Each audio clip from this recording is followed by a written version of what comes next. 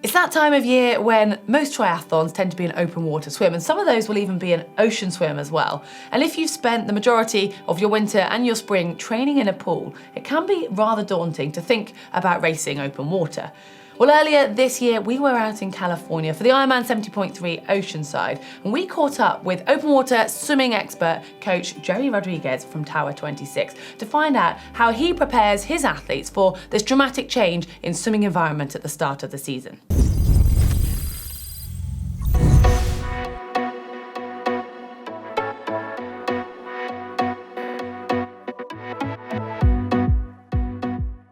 Before you venture away from the comforts of a nice warm swimming pool with its straight black line to follow and lane ropes to protect you from any side-to-side movement, there are actually ways which you can prepare for an open water triathlon. Well, Gerry emphasises the importance of looking at the required skills and the challenges and then adapting these to the pool environment. So take the demands of a race. Either a running start, right, or an in-water start. And what happens at the beginning of every race? People go fast, right? So heart rate spike. So we need to practice adaptation to that. So typically as swimmers, you have a swim background from what I understand, right? So as a swimmer, you were trained to swim 5 400s at consistent pace. That's how we were all trained as swimmers. Well, we need to vary that because the start of a race is fast. So you would build in super fast swimming at the beginning of 5 400s. Maybe the first 100 in each 400, you're at 90% heart rate. So that's one thing, okay? What's the skill that's needed the most for open water? Sighting. So we have to we have to teach people how to sight properly. Most don't have good sighting technique. So we have to teach them how to do it, and then we have to integrate that into every single pool session during the racing phase. And that's the key thing, every session. Not once every few times or once or twice before race day. They're built in, at least for us, into all of our pool sessions during the racing phase. So that would cover sighting, okay? We need to also learn to have change of speeds, right? Because that occurs a lot in the race. We need to have close contact. So we would set up things in our workouts where there's a lot of close contact with athletes. We need to learn good drafting. What happens at the end of a swim? You stand up, you go from horizontal to vertical to run to the transition, heart rate blows up, right? So we have to build those into our pool training sessions. So at the end of those 5 400s, at the end of each one, you climb out of the pool and run for 15 seconds, if your facility allows it. Or perhaps you can climb out and run stationary for 15 seconds. But the point is, all the things that occur, all of those elements, we need to build them out first in the pool, then we can export them to open water. It's that simple. It's not complicated.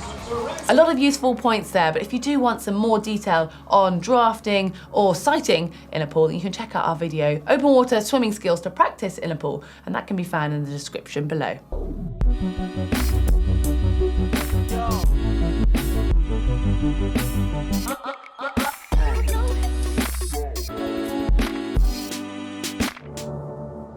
At the end of the day though, there's only so much you can actually do in the pool, and you are going to have to head to open water before race day. But ahead of that, just make sure that you've practiced the areas that concern you as much as you can in the pool, and then it's really just going to be a matter of fine-tuning those in a more realistic racing environment.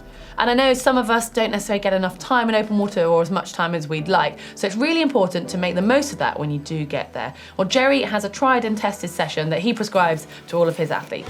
I would suggest the athlete backs up several weeks out from their race and not just go to the ocean, a week before or the day of. Back up several weeks out so you can at least have, at a minimum, 5 sessions. I would like 10 sessions, because 10 sessions is sort of a magical amount of sessions for adaptation. So if you can build in 10 weeks before once a week, that would be a coach's dream. We do 24 sessions once a week in our training plan at the ocean. But if somebody can get in 10 sessions, and this coach will even take 5 or 6, but you want to get those in leading up to race day and get a group of your friends that are of similar speed and set up a course, and not a long course, something that's maybe 6 to 8 minutes, 10 minutes long at the longest, a short course. So And you want to do that course multiple times because you'd get to, let's say you did that 6 times 10-minute swims, okay? 6 times you'd practice a start, 6 times you'd practice going around whatever buoys you have set up, and 6 times you'd practice an exit.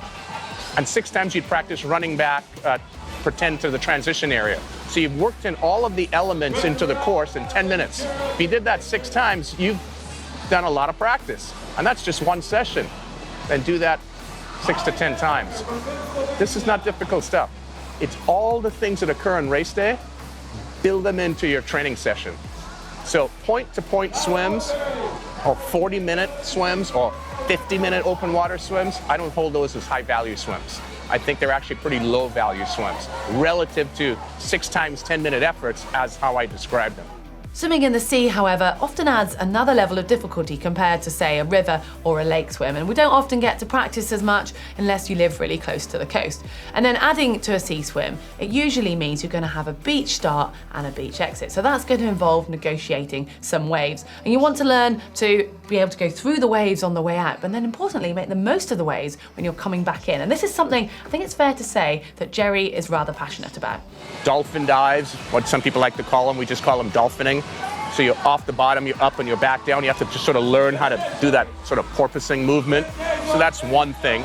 And you dive beneath the wave, and depending on the power of the wave would be how deep you dive beneath it. Most folks may not have the skill set to body surf a wave, but here's the deal.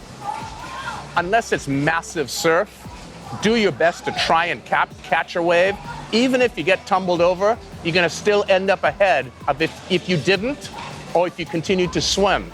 So that requires practice and learning how to time waves and knowing how to look for them and so on. So that's a lot of body surfing skills, which many folks can acquire. Can and can't. It just depends on your timeline. But for today, although we didn't finish on the beach end, we finished on the harbor side. But if you're finishing here, you just need to look back under your armpit, look for those waves coming in, and you just do your best. Given if you have no skills, you do your best to hop in one of them, and even if you get tumbled, that's a good thing. Be a little kid again. Have a good time. Roll over and laugh. You end up further towards the finish line than if you didn't do it.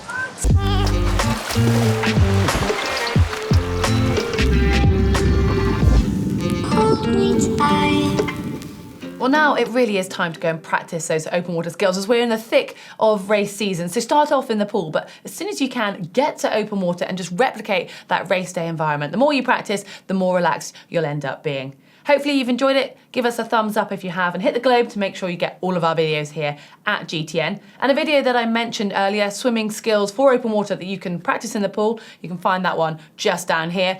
And for an essential kit list for what you need when you next go to an open water swim, you can find that just here.